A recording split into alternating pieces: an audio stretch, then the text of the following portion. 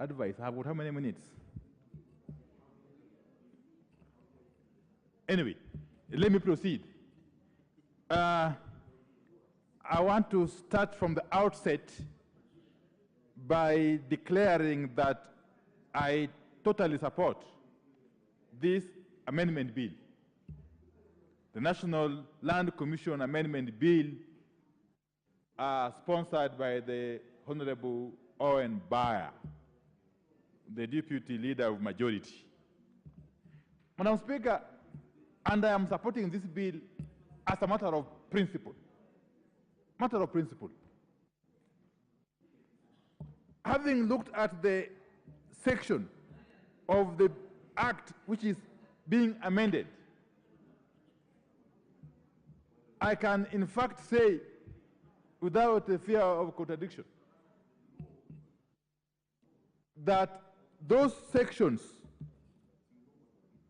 both section 14(1), both section 14 subsection 1 and section 15, okay, of the Act were, in my very considered view, unconstitutional ab initio. And why do I say so? Honorable Speaker, whenever Parliament is called upon, and I hope the Leader of Majority will listen to me. The Leader of Majority, I hope you will listen to me, because I'm raising very fundamental issues here that may be of interest to you going forward. So I am saying that, for the benefit of the Leader of Majority, that I am supporting this amendment bill, the National Land Commission Amendment Bill, sponsored by the Honorable Owen Bayer, as a matter of principle. And I've said that now, looking at the sections of the National Land Commission Act that the Honorable Bayer is proposing to amend, I can say without the fear of contradiction that, in my very considered view or opinion, those sections were unconstitutional ab initio. Yes. And why do I say so? Whenever Parliament is called upon to enact laws, to give effect to particular provisions of the Constitution, it cannot be that same law becomes a limitation, becomes a hindrance to the very Constitution or very provisions of the Constitution that it is seeking to effect. Because if you read Article 67 of the Constitution on the powers and functions of the National Land Commission, especially Article 67, sub-article E, Article 67, 2E, where the functions of the NLC are, among others, to initiate investigations on its own initiative or on a complaint into present or historical land injustices and recommend appropriate redress. These are powers that were given to the National Land Commission by the Constitution. The drafters of the Constitution and Kenyans generally gave these powers to the National Land Commission through this Constitution. And then you go to the National Land Commission Act and you find a very, very glaring attempt to, in fact, change the Constitution, if you ask me. Because if the drafters had intended that this function would only be performed within a specified period of time, then nothing stopped them from specifying so in the Constitution. The Act goes ahead at section 14, subsection 1, to suggest that the Commission shall, within 5 years of the commencement of this Act, on its own motion or upon a complaint and so on and so forth, undertake the function contemplated under Article 67(2)(e) of the Constitution. Whereas the Constitution has left it open. An ordinary Act of Parliament purports to enforce a limitation, a time limitation. What was the wisdom of the House when it enacted this legislation? What was in the mind of the House? Was the House of the view that these historical land injustices would have been dealt with conclusively within 5 years? That the Commission would have been able to deal with all historical land injustices within 5 years? Was that the thinking of the House of Parliament when it enacted this particular statute, law? Okay? My submission is that the House erred. The House made a great error in purporting to limit the time frame within which historical land injustices would be addressed by the National Land Commission. And therefore, Honorable Speaker, the only remedy that is available, and we are lucky that the courts have not been moved to declare this particular section of the Act unconstitutional. And therefore, Honorable Baya has given us, and Kenyans generally, a golden opportunity to right the wrong that was occasioned through the enactment of this statute law. Because the only remedy really for this ambiguity, the only remedy for this illegality, the only remedy for this unconstitutionality is to adopt the amendment being proposed by the Honorable Owen Baya, and allow the National Land Commission to undertake its mandate, to execute its mandate, to perform its functions as clearly contemplated under Article 67, sub-Article 2 of the Constitution. Because otherwise, if we were to assume that for sure now, going by the provisions of this Act, no more historical land injustice cases would be dealt with, then how would we then want Kenyans to deal with them? If by this limitation under the Act, the NLC would no longer undertake its function under 67(2)(e), then who would then perform that function? Who?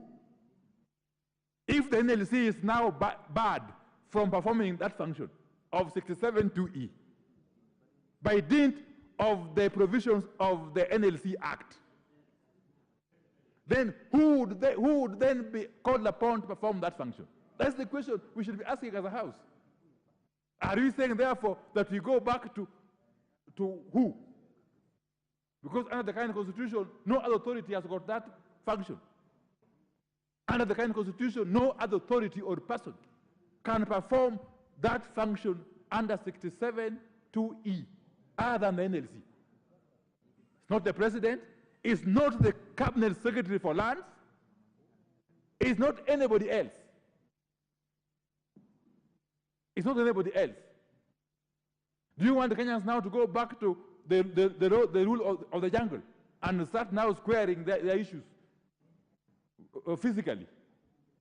That if I feel that injustice was occasioned on me, a land injustice was occasioned on me, and the body which is mandated by the Constitution to do it, to address it, is not able to address it, then what do?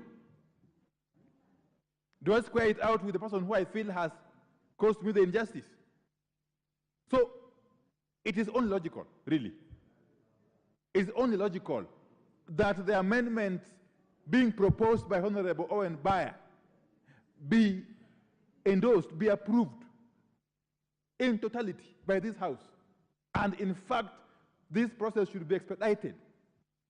Because as we speak, I know there are cases which are pending before the NLC.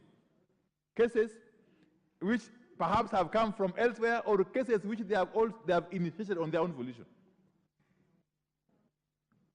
I know my friend Honorable Karoli Mundi is itching to speak to this. I'll be pleading that we give him time to say something after this, so that I get to know what is it that he has in mind about this particular matter.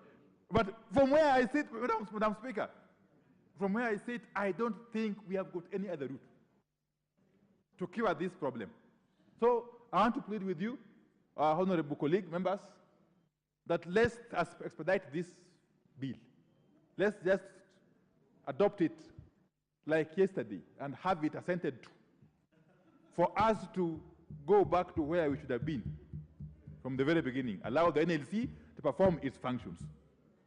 Otherwise, with those preliminary remarks, Madam Speaker, I support. Thank you. Majority Leader. Thank you, Honorable Speaker, and I also rise to support this bill by the Deputy Leader of Majority, who is also the very good member for Kilifi North, and my very good friend. Honorable Speaker, this bill, as the Leader of Minority has said, is quite progressive. And indeed, I want to agree with the Leader of Minority that in the first instance, the particular provisions in the law, as it were indeed unconstitutional, because you cannot limit what is expressly provided for in the Constitution through statute. And that is what I think Parliament had done, and I believe on hindsight now, because myself and the Leader of Minority were in that house in the 11th Parliament, was erroneous. And he said it's only fools that don't change their minds.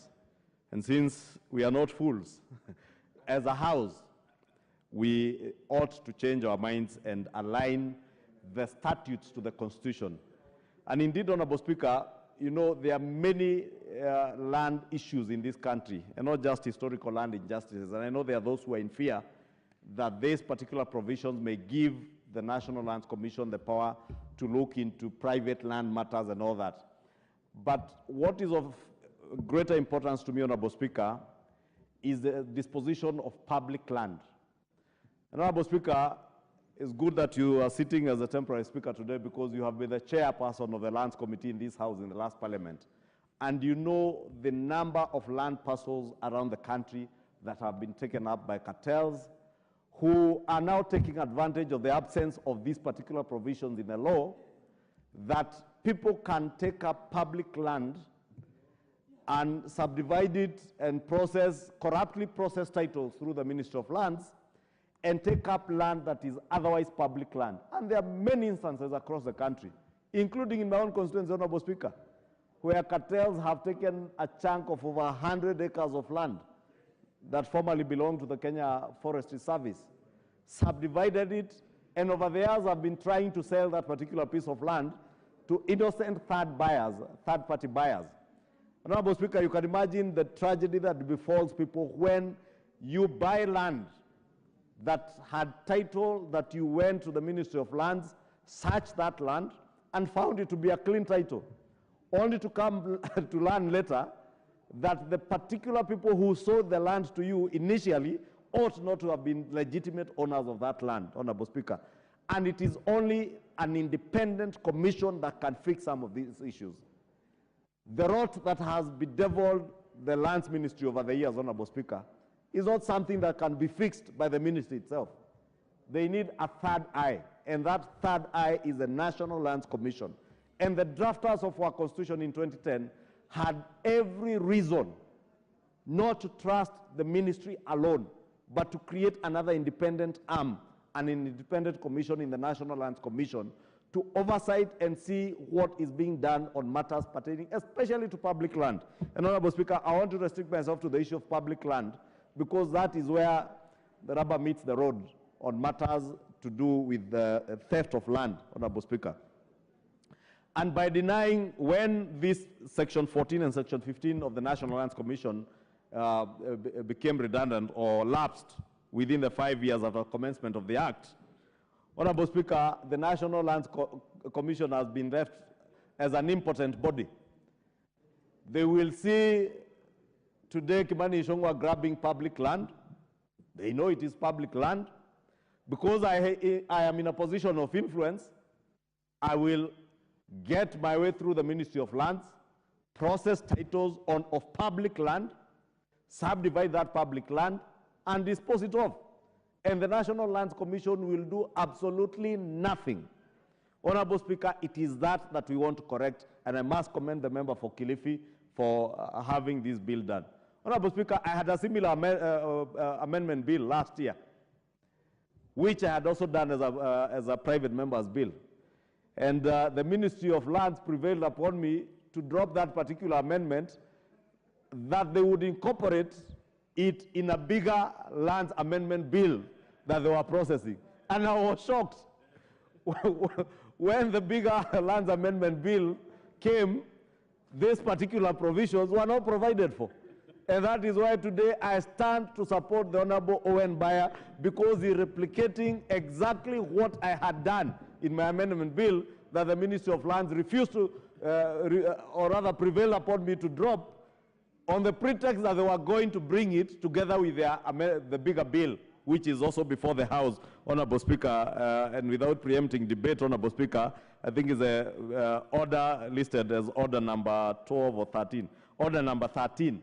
But if you go through order number 13, you realize this Section 14 and Section 15 of the National Lands Commission Act were left out. And that is why I am obligated, because it was originally my bill, to support that, or the bill sponsored by my deputy, because it captures the spirit of what the country wants.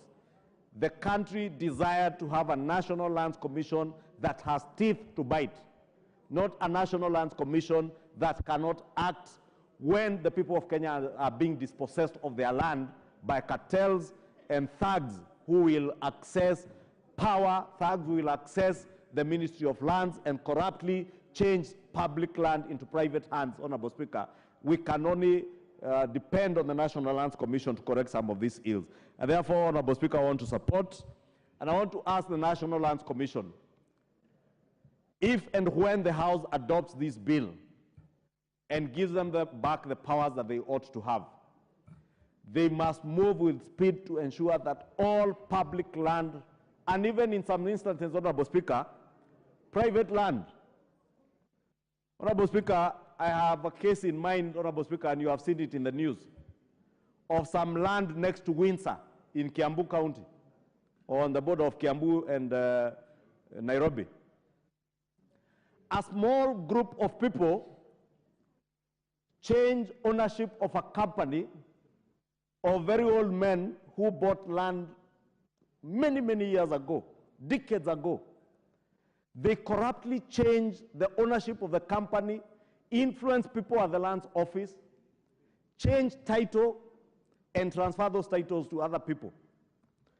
And Honorable Speaker, let me say, because these are matters under investigation, I hear there is a senior police officer in Nairobi who purports to be having breakfast with the Deputy President and dinner with the President, and forces police officers to guard stolen land.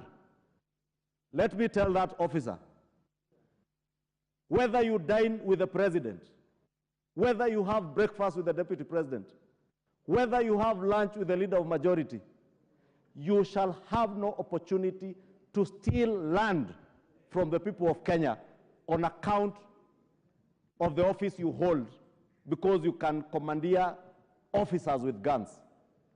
This is the injustice, Honorable Speaker, that is being meted out on the people of Kenya over their land, because we do not have this provision in law where the National Lands Commission, those who feel treated unfairly, can run to and have titles revoked. Honorable Speaker, you'll be shocked that particular case around Windsor, none other than the Principal Secretary in charge of lands cancelled the particular titles and instigated the cancellation of those titles. But because there were policemen and senior police officers involved, they now use their powers in the police to guard goons taking charge of a private land. You saw, Honorable Speaker, the other day, none other than the Minister of Lands herself, CS Alice Wahome, being locked out of her property in Loresho. Goons. Why? Because they are policemen who think that they are a power unto themselves.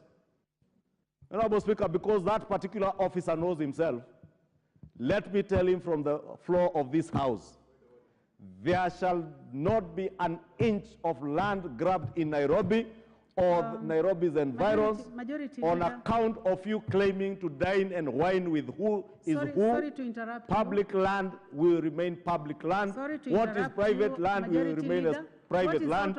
I hope Honorable Opio doesn't have land that is grabbed. Opio Wandayi? Yes, Honorable Speaker, you know for sure, Wandayi and land grabbing can't be in one sentence, for sure. But having said that, what Honorable Leader of Majority is saying is very serious, extremely serious.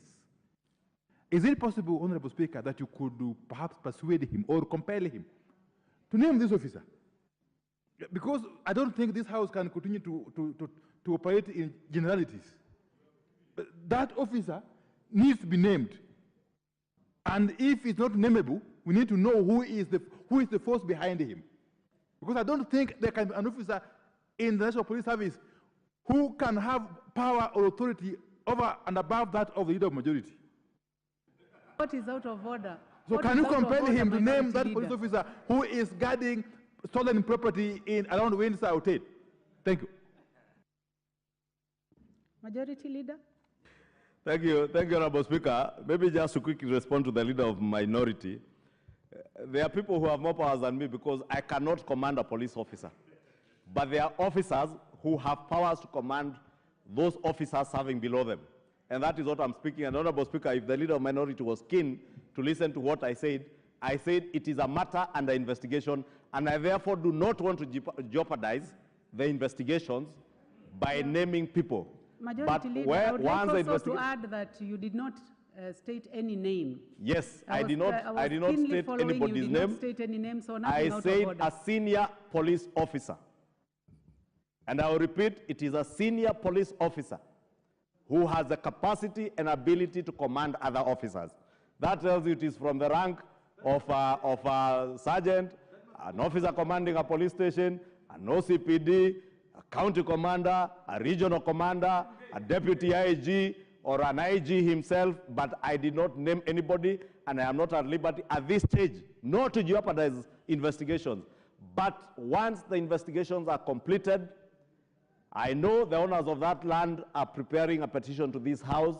We shall name names, because this administration under William Ruto is not to condone the theft of public land by whoever you think you are, whether you are a police officer, whether you are a chief. Only yesterday, Honorable Speaker, I had to intervene in my constituency where an assistant chief had grabbed land belonging to 130 squatters and subdivided it among us 7 members, Honorable Speaker. And I must thank the area DCC for also quickly intervening to ensure that the people of Ruanyaga get back their rightful share. Honorable Speaker, I was saying once we restore these powers under Section 14 and 15 of the NLC Act back to NLC, NLC will also use this to safeguard a lot of public land in many counties, Honorable Speaker, and I'll give you the case example of Kiambaa constituency in Kiambu.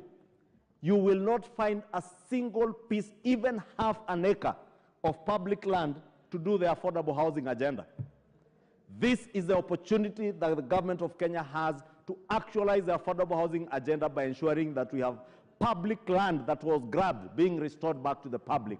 Honorable Speaker, you have seen many people across the country crying foul when the national government moved to repossess land The Ministry of Housing need not to be fighting with anybody. They will just be giving the issues of land that was grabbed, that was public land, to NLC. NLC will now have powers to revoke those titles and evict those who are occupying public land, and then we can develop the affordable housing projects on public land, Honorable Speaker. And that is the case in many of our urban centers, Honorable Speaker, not just in Nairobi, but in other areas. Honorable Speaker, before the Leader of Minority rose on a point of order, I was saying you saw in Loresho the other day, the Minister for the CS for Lands being stopped by a group of goons from accessing land where she was going to help somebody whose land also as a private citizen was being grabbed. Honorable Speaker, it is not by accident that all these things touch on the police and are happening in Nairobi. It is not by accident, Honorable Speaker. And that is why I have taken liberty to speak to it, Honorable Speaker, because I hear many other people are being threatened in Nairobi, that you cannot talk about it. We shall talk about it here. And I have said that particular officer who is abusing his powers in Nairobi to grab land, your day is coming. Because they say in Kiswahili, Honorable Speaker, siku za mwizi ni 40. And that day is coming, the 40th day is coming. We as an institution must play our part, and as leaders we must all play a part in ensuring that we empower our institutions. And there is no better institution to empower other than an independent constitutional commission that was created by our Constitution of 2010. And I want to agree with those who have argued, and I subscribe to that idea that the particular provisions, giving them a time frame of 5 years, was indeed unconstitutional. And on hindsight, it is only up to this House to correct that, Honorable Speaker. And I therefore support this bill and congratulate the member for Kilifi North, who is also the Deputy Leader of Majority, for bringing this bill to the House and giving life to Section 14 and Section 15 of the NLC Act once more. Thank you, Honorable Speaker, and I support. Thank you very much, Majority Leader. The Honorable Karoli Omondi, member for Suba South. Thank you very much, Madam Speaker, for the opportunity to speak on this particular proposed amendment bill. Let me begin by acknowledging the great mischief that was perpetrated by whoever drafted Section 14 that we